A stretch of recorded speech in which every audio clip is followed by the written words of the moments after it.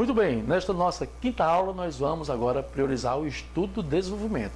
Na aula anterior, conversei com você sobre a introdução e apresentei maneiras para que você possa introduzir o seu texto de forma satisfatória, compreendendo que a introdução tem início, meio e fim, independentemente de eu elaborar com alusão histórica, com citação, seja a citação de um teórico, de um filósofo, seja a citação de uma obra literária, eu devo apresentar o meu ponto de vista, assim como eu faço com a palavra-chave quando eu inicio com um substantivo, apresento uma afirmação, justifico e concluo. Ali tem sim o meu posicionamento, a minha tese, que chamam de tese, o meu ponto de vista, ok? Muito bem, vamos agora compreender o desenvolvimento do texto dissertativo argumentativo para, claro, o Exame Nacional do Ensino Médio. Comigo no quadro. Quinta aula, estudo do desenvolvimento. Bom, desenvolvimento consiste em quê? No detalhamento das informações, com o uso adequado de argumentos convincentes. Nós vamos ter que começar a entender a importância dos argumentos, perfeito? Porque eles são fundamentais para reforçar o posicionamento. Muito bem. Ao desenvolvermos um texto, devemos estar cientes de que a coerência, nós vamos entender o que é coerência também, que é a manutenção da ideia de sentido, sequência lógica de pensamento, a informatividade, a progressão textual e temática, a capacidade argumentativa e a fundamentação teórica são componentes indispensáveis para um bom texto dissertativo. Mas, Marcelo, e não é nem do mesmo jeito, ok? Para que eu atenda às competências 2 e 3, por exemplo, eu preciso de compor as informações com todos esses elementos. Sem eles, eu não vou ter como atender ou conseguir realmente o esperado das competências 2 e 3. Então, para que eu consiga atendê-las de forma correta, eu devo fazer uso desses recursos, tá bom? Continuando. Na redação do Enem, para um bom desenvolvimento do texto, devemos nos ater especialmente a quê? As competências 2 e 3. E as competências 2 e 3 são exatamente responsáveis pela coerência, pela seleção de informação, pelo processo argumentativo, pela fundamentação teórica, pela progressão temática, pela manutenção da ideia de sentido, por aí vai. Para conseguir a nota máxima de 200 pontos na competência 2, torna-se essencial que você, produtor, atenda ao tema e à tipologia textual. É o primeiro passo. Demonstre conhecimento de outras áreas, correto? De outras áreas do conhecimento, repertório sociocultural produtivo. Prime por uma argumentação consistente, capaz de oferecer ao leitor uma garantia do que se afirma. E a competência 3, tá certo? O que é que eu preciso? Relacionar adequadamente os fatos e opiniões ao tema proposto. Selecionar corretamente as informações, de acordo com o tema. Oferecer ao texto um caráter autoral. Primar por uma informatividade, fugindo do senso comum. Eu tenho que oferecer algo além do que esperam de mim. Senão, não estou fazendo nada. Eu vou ler o texto, eu termino de ler, eu produzo um texto, meu leitor lê e ele terminou e disse: e aí, o que você achou do texto? Não, nada, não acrescentou nada. Então eu não posso ler um texto que não me acrescente nada. Então eu também não posso produzir um texto que não acrescente nada ao meu leitor, correto? Então fique atento a isso. Prosseguindo. Para que eu compreenda os argumentos, nós vamos agora não só apresentar o tipo de argumento, como vamos exemplificá-los. Tipos de argumento. Argumento de autoridade. Aí eu posso citar um teórico, um filósofo, uma obra literária. Mas se eu não quero mais ser um argumento de autoridade, posso ter um argumento de comprovação. São os dados estatísticos, a questão de apresentar percentuais, citação de artigos de lei, apresentação de fatos concretos. Tá? Mas se eu exemplificar, aí entra no argumento por exemplificação. É apresentar exemplos que possam ilustrar o que você está afirmando.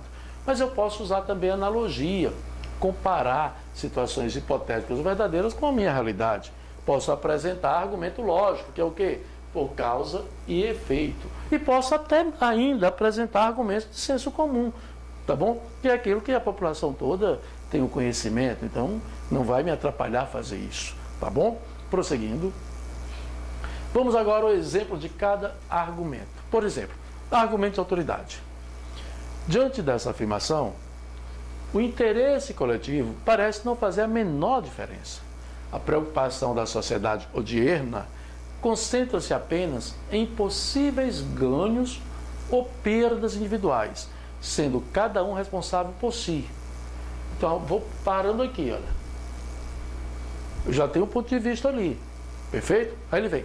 Contrariando o contexto atual, Augusto Comte afirma que toda a educação humana deve levar cada um a viver pelos outros. Perfeito? Então veja bem, aqui ele apresentou o pensamento de outrem. E eu percebo que ele está no parágrafo de desenvolvimento, porque ele usou aqui um recurso de coesão, olha lá. Tá? Então ele deve comentar isso aí, senão fica fragilizado. Embora eu já perceba que essa relação está ligada ao que ele afirmou aqui, olha. Tá? Mas ele prossegue. Como seria importante se vivenciássemos esse pensamento? A que pensamento ele se refere? Pensamento de Augusto Comte, ok? Como seria importante se vivenciássemos esse pensamento altruísta? Certamente o Estado não se apresentaria como um elemento neutro, de cujas responsabilidades se exime.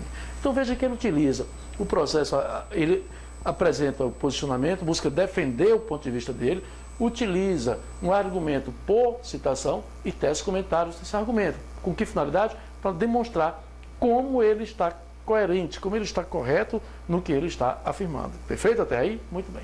Prosseguindo, vimos o argumento de autoridade. Vamos agora ao argumento por comprovação. Vale salientar que, segundo o mapa da exclusão educacional, eu percebo também, quando vale salientar que, então, está ligado a um parágrafo. Né? Um parágrafo, ele faz parte aí do desenvolvimento do texto. Vale salientar que, segundo o mapa da exclusão educacional, 1,4 milhão de crianças brasileiras, na faixa etária de 7 a 14 anos, encontram-se fora da escola. Isso se dá, então ele usou aqui um fato concreto, isso se dá por diversos fatores, como a discriminação racial, a gravidez da adolescência, a pobreza, o trabalho infantil, o conteúdo distante da realidade do aluno e até mesmo a desvalorização do profissional da educação.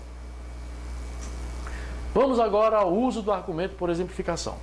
Baseados nesse desrespeito, percebo também que essa passagem, esse parágrafo, faz parte do desenvolvimento do texto. Baseados nesse desrespeito, não foram isolados os casos em que as pessoas tiveram suas vidas ceifadas devido a boatos e a exposições íntimas na internet. Como exemplo, pode-se citar o caso de uma senhora em Guarujá, vítima de espancamento indo a óbito 2 dias depois, por ter sido confundida com uma outra mulher que, segundo comentários, praticava magia negra com crianças. Tal fato ocorreu após a exposição de uma foto nas redes sociais. Além disso, há ainda relatos de jovens terem praticado suicídio por não conseguirem conviver com a humilhação ocasionada por difamações e exposições de fatos íntimos.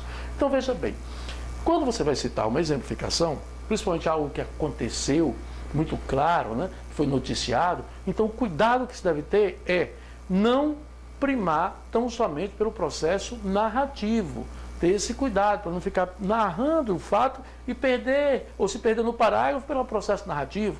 Então você apresentou ali a situação, apresentou o exemplo, peça comentários sobre ele. Ele teceu comentários e ainda reforçou. Há também boatos de suicídio por conta disso, da difamação, das informações equivocadas. Então isso é fundamental para compor o parágrafo. Dessa forma, está se atendendo a competência 2 e a competência 3.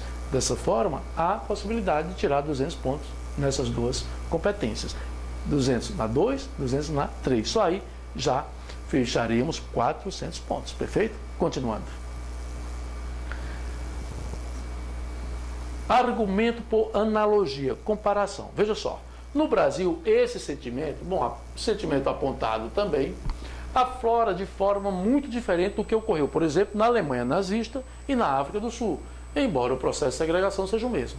Nesses países, Alemanha e África, que foi a analogia ao Brasil, a separação se dava por uma questão étnica. Aqui, olha o recurso de coesão no Brasil, né? O motivo para a existência da segregação é simplesmente o poder aquisitivo, é a ocupação do espaço urbano, o qual se apresenta atualmente dividido em 2 blocos, sendo o primeiro representado pela classe mais abastada. Segundo, por pessoas que conseguiram melhorar um pouco a sua condição financeira e vislumbrar uma possível ascensão social. Então, nesse momento, houve aí a presença do argumento por analogia para suster o processo argumentativo, para defender, auxiliar na defesa do ponto de vista. Argumento lógico por causa e efeito. Olha cá, sentimento de superioridade, ausência de uma educação sólida e desrespeito ao próximo são fatores os quais contribuem sobremaneira para a prática de atos de intolerância. Então ele já está apontando as causas tão presentes na sociedade brasileira.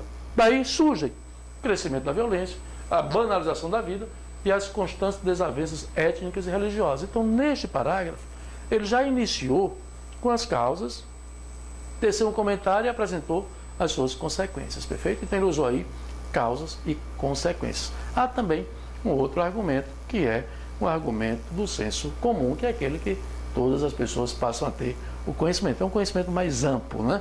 Não é um conhecimento restrito, é mais amplo, ok? Muito bem, é isso aí. Bons estudos e, claro, até o nosso próximo encontro.